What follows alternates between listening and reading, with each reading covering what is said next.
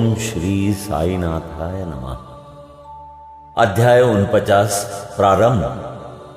श्री साईं बाबा की अनुमति से और आशीर्वाद लेकर हम अब अध्याय 49 श्रवण करेंगे। श्री गणेशाय नमः, श्री सरस्वत्यै नमः, श्री गुरुभ्यो नमः, श्री कुलदेवताय नमः, श्री सीतारामचंद्राभ्याम नमः, श्री सद्गुरु साईनाथाय नमः। इस अध्याय में हरि कानोबा, सोमदेव स्वामी, नाना साहेब चांदोरकर की कथाएं इसका वर्णन किया गया है। इन कथाओं में उपनिर्दिष्ट सब लोगों की बाबा ने कैसे परीक्षा ली उसके बारे में वर्णन है। शुरू करते हैं प्रस्तावना से। जब वेद और पुराण ही ब्रह्म या सद्गुरु का वर्णन करने में अपनी असमर्थता प्रकट करते हैं, तब मैं एक अल्पज्ञ प्राणी अपने सद्गुरु श्री साईं बाबा का वर्णन कैसे कर सकता हूं। मेरा स्वयं का तो ये मत है कि इस विषय में मौन धारण करना ही अति उत्तम है। सच पूछा जाए तो मूक रहना ही सद्गुरु की विमल पताका रूपी बिरुदावली का उत्तम प्रकार से वर्णन करना है। परंतु उनमें जो उत्तम गुण हैं वे हमें मूक कहां रहने देते हैं। यदि स्वादिष्ट भोजन बने और मित्र तथा संबंधी आदि साथ बैठकर न खाए तो वो नीरस सा प्रतीत होता है, और जब वही भोजन सब एक साथ बैठकर खाते हैं तब वो इसमें एक विशेष प्रकार की सुस्वादुता आ जाती है। वैसी स्थिति साई लीलामृत के संबंध में भी है। इसका एकांत में रसास्वादन कभी नहीं हो सकता। यदि मित्र और पारिवारिक जन सभी मिलकर इसका रस लें तो और अधिक आनंद आ जाता है। श्री साईं बाबा स्वयं ही अंतःप्रेरणा कर अपनी इच्छानुसार ही इन कथाओं को मुझसे वर्णित करा रहे हैं। इसलिए हमारा तो केवल इतना ही कर्तव्य है कि अनन्य भाव से उनके शरणागत होकर उनका ही ध्यान करें। तप साधन, तीर्थ यात्रा, व्रत एवं यज्ञ और दान से हरि भक्ति श्रेष्ठ है, और सद्गुरु का ध्यान इन सब में परम श्रेष्ठ है। इसलिए सदैव मुख से साईं नाम का स्मरण कर उनके उपदेशों का निधिध्यासन एवं स्वरूप का चिंतन कर हृदय में उनके प्रति सत्य और प्रेम के भाव से समस्त चेष्टाएं उनके ही निमित्त करनी चाहिए। भवबंधन से मुक्त होने का इससे उत्तम साधन और कोई नहीं। यदि हम उपर्युक्त विधि से कर्म करते जाएं तो साई को विवश होकर हमारी सहायता कर हमें मुक्ति प्रदान करनी ही पड़ेगी। अब इस अध्याय की कथा श्रवण करें। यह कथा है हरि कानोबा। मुंबई के हरि कानोबा नामक एक महानुभाव ने अपने कई मित्रों और संबंधियों से साईं बाबा की अनेक लीलाएं सुनी थी, परंतु उन्हें विश्वास ही न होता था, क्योंकि वे संशयालु प्रकृति के व्यक्ति थे। अविश्वास उनके हृदय पटल पर अपना आसन जमाए हुए था। वे स्वयं बाबा की परीक्षा करने का निश्चय करके अपने कुछ मित्रों सहित बंबई से शिरडी आए। उन्होंने सिर पर एक जरी की पगड़ी और पैरों में नए सैंडल पहन रखे थे। उन्होंने बाबा को दूर से ही देखकर उनके पास जाकर उन्हें प्रणाम तो करना चाहा, परंतु उनके नए सैंडल इस कार्य में बाधक बन गए। उनकी समझ में नहीं आ रहा था कि अब क्या किया जाए। तब उन्होंने अपने सैंडल मंडप के एक सुरक्षित कोने में रखे और मस्जिद में जाकर बाबा के दर्शन किए। उनका ध्यान सैंडलों पर ही लगा रहा। उन्होंने बड़ी नम्रता पूर्वक बाबा को प्रणाम किया और उनसे प्रसाद और उदी प्राप्त लौट आए। पर जब उन्होंने कोने में दृष्टि डाली तो देखा कि सैंडल तो अंतर्धान हो चुके हैं। पर्याप्त छानबीन भी व्यर्थ हुई और अंत में निराश होकर वे अपने स्थान पर वापस आ गए। स्नान, पूजन और नैवेद्य आदि अर्पित करके वे भोजन करने को तो बैठे, परंतु वे पूरे समय उनके सैंडलों के चिंतन में ही निमग्न रहे। भोजन कर मुंह हाथ धोकर जब वे बाहर आए तो उन्होंने एक मराठा बालक को अपनी ओर आते देखा, जिसके हाथ में डंडे के कोने पर एक नए सैंडलों का जोड़ा लटका हुआ था। उस बालक ने हाथ धोने के लिए बाहर आने वाले लोगों से कहा कि बाबा ने मुझे ये डंडा हाथ में देकर रास्तों में घूम घूम कर हरी का बेटा जरी का फेटा की पुकार लगाने को कहा है, तथा जो कोई कहे कि सैंडल हमारे हैं उससे पहले ये पूछना कि क्या उसका नाम हरी और उसके पिता का नाम क अर्थात कानोबा से है। साथ ही ये भी देखना कि वो जरीदार साफा बांधे हुए है या नहीं, तब इन्हें उसे दे दे। बालक का कथन सुनकर हरी कानोबा को बेहद आनंद व आश्चर्य हुआ। उन्होंने आगे बढ़कर बालक से कहा कि यह हमारे सैंडल हैं, मेरा ही नाम हरी और मैं ही कानोबा का पुत्र हूं। ये मेरा जरी का साफा देखो। बालक संतुष्ट हो गया और सैंडल उन्हें दे दी। उन्होंने सोचा कि मेरी जरीदार पगड़ी तो सबको ही दिख रही थी, हो सकता है कि बाबा की भी दृष्टि में आ गई हो, परंतु ये मेरी शिरडी यात्रा का प्रथम अवसर है। फिर बाबा को ये कैसे विदित हो गया कि मेरा ही नाम हरि है और मेरे पिता का नाम कानोबा? वो तो केवल बाबा की परीक्षार्थ वहां आया था। उसे इस घटना से बाबा की महानता विदित हो गई, उसकी इच्छा पूर्ण हो गई और वो सहर्ष घर लौट गया। सुनिए सोमदेव स्वामी की कथा।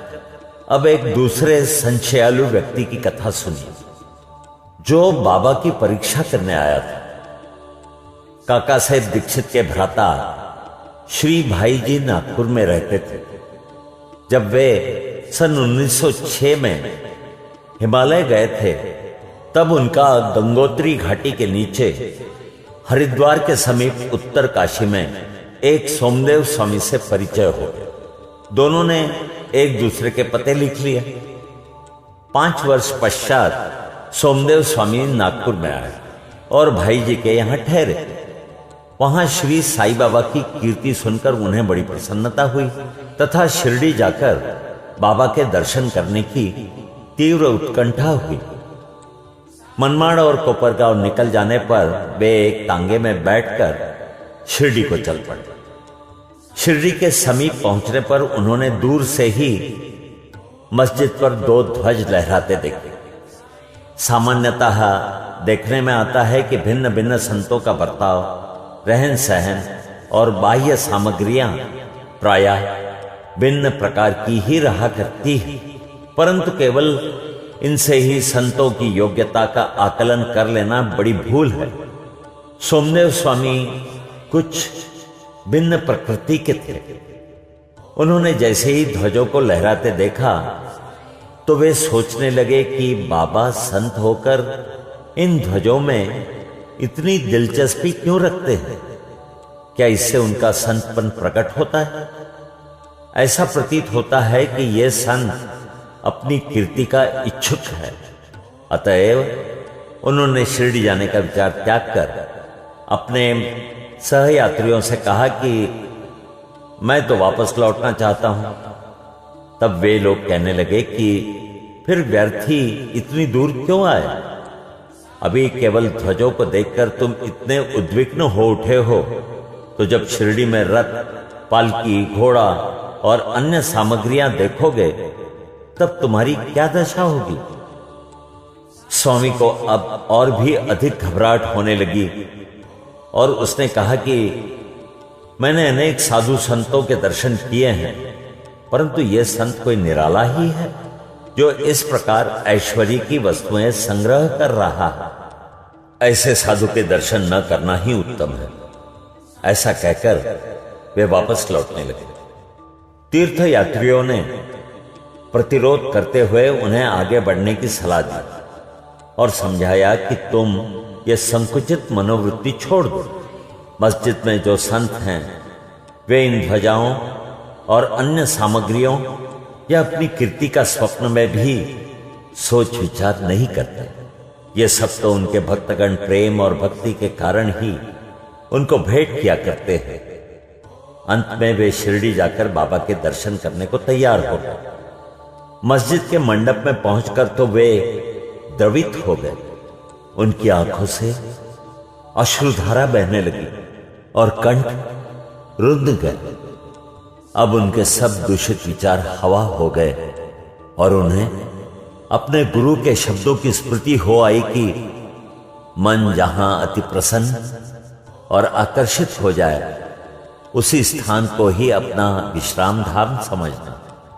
वे बाबा की चरण रज में लौटना चाहते थे, पर जब वे उनके समीप गए तो बाबा एकदम क्रोधित होकर जोर जोर से चिल्लाकर कहने लगे, हमारा सामान हमारे ही साथ रहने दो, तुम अपने घर वापस लौट जाओ।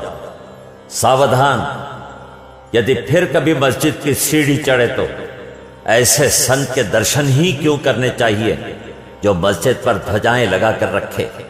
क्या यह संतपन के लक्षण है? एक क्षण भी यहां न रुको। अब उसे अनुभव हो गया कि बाबा ने अपने हृदय की बात जान ली है और वे कितने सर्वज्ञ हैं। उसे अपनी प्रवृत्ति पर हंसी आने लगी तथा उसे पता चल गया कि बाबा कितने निर्विकार और पवित्र हैं।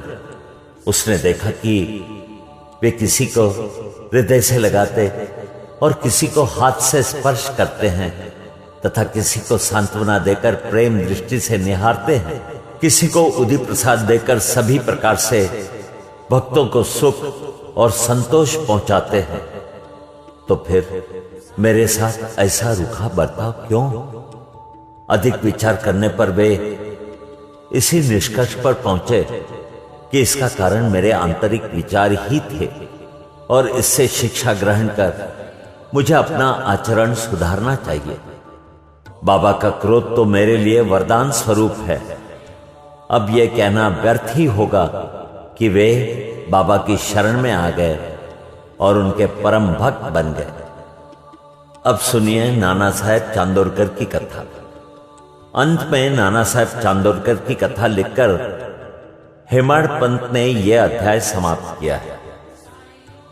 एक समय जब नाना साहेब भालसापति अन्य लोगों के साथ मस्जिद में बैठे हुए थे तो बीजापुर से एक संभ्रांत यवन परिवार श्री साईं बाबा के दर्शनार्थ आया।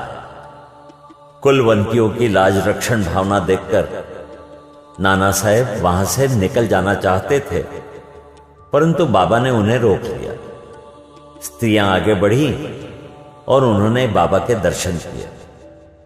उनमें से एक महिला ने अपने मुंह पर से घूंघट हटाकर बाबा के चरणों में प्रणाम कर फिर घूंघट डाल लिया। नाना साहब उसके सौंदर्य से आकर्षित हो गए और एक बार पुनः वो छवि देखने को लालायित हो उठे। नाना के मन की व्यथा जानकर उन लोगों के चले जाने के पश्चात बाबा उनसे कहने लगे कि नाना, क्यों व्यर्थ में मोहित हो रहे हो? इंद्रियों को अपना कार्य करने दो, हमें उनके कार्य में बाधक न होना चाहिए। भगवान ने यह सुंदर सृष्टि निर्माण की है, अतः हमारा यह कर्तव्य है कि हम उसके सौंदर्य की सराहना करें। यह मन तो क्रमशः ही स्थिर होता है और जब सामने का द्वार खुला है तब हमें पिछले द्वार से क्यों प्रविष्ट होना? चित्त शुद्ध होते ही फिर किसी कष्ट का अनुभव नहीं होता। यदि हमारे मन में कुविचार नहीं है तो हमें किसी से भी भयभीत होने की आवश्यकता नहीं। नेत्रों को अपना कार्य करने दो, इसके लिए तुम्हें लज्जित तथा विचलित न होना चाहिए। उस समय श्यामा भी वहीं थी। उनकी समझ में न आया कि आखिर बाबा के कहने का तात्पर्य क्या है। इसलिए लौटते समय इस विषय में उन्होंने नाना से पूछा। उस परम सुंदरी के सौंदर्य को देखकर जिस प्रकार वे मोहित हुए तथा ये व्यथा जानकर बाबा ने इस विषय पर जो उपदेश उन्हें दिए, उन्होंने उसका संपूर्ण वृत्तांत उनसे कहकर श्यामा को इस प्रकार समझाया। हमारा मन स्वभावता ही चंचल है, पर हमें उसे लंपट न होने देना चाहिए। इंद्रियां चाहे भले ही चंचल हो जाए, परंतु हमें अपने मन पर पूर्ण नियंत्रण रखकर उसे अशांत न होने देना चाहिए। इंद्रियां तो हमें विषय पदार्थों के लिए सदैव चेष्टा किया ही करती है, पर हमें उनके वशीभूत होकर उनके इच्छित पदार्थों के समीप न जाना चाहिए। क्रमशः प्रयत्न करते रहने से इस चंचलता को नियंत्रित किया जा सकता है। यद्यपि उन पर पूर्ण नियंत्रण संभव नहीं है, तो भी हमें उनके वशीभूत न होना चाहिए। प्रसंगानुसार हमें उनका वास्तविक रूप से उचित गति अवरोध करना चाहिए। सौंदर्य तो देखने का विषय है, इसलिए हमें निडर होकर सुंदर पदार्थों की ओर देखना चाहिए। यदि हमें किसी प्रकार के कुविचार न आए, तो इसमें लज्जा और भय की आवश्यकता ही क्या है। यदि मन को निरीक्ष बनाकर ईश्वर के सौंदर्य को निहारो, तो इंद्रियां सहज और स्वाभाविक रूप से अपने वश में आ जाएंगे और विषयानंद लेते समय भी तुम्हें ईश्वर की स्मृति बनी रहे। यदि उसे बाह्य इंद्रियों के पीछे दौड़ने तथा उनमें लिप्त रहने दोगे, तो तुम्हारा जन्म मृत्यु के पास से कदापि छुटकारा न हो। विषय पदार्थ इंद्रियों को सदा पथभ्रष्ट करने वाले होते हैं। अतएव हमें विवेक को सारथी बनाकर मन की लगाम अपने हाथ में लेकर इंद्रिय रूपी घोड़ों को विषय पदार्थों की ओर जाने से रोक लेना चाहिए। ऐसा विवेक रूपी सारथी हमें विष्णु पद की प्राप्ति करा देगा, जो हमारा यथार्थ में परम सत्य धाम है। अध्याय 49 यहां समाप्त होता है। श्री सद्गुरु साईनाथार्पणमस्तु। शुभम भवतु।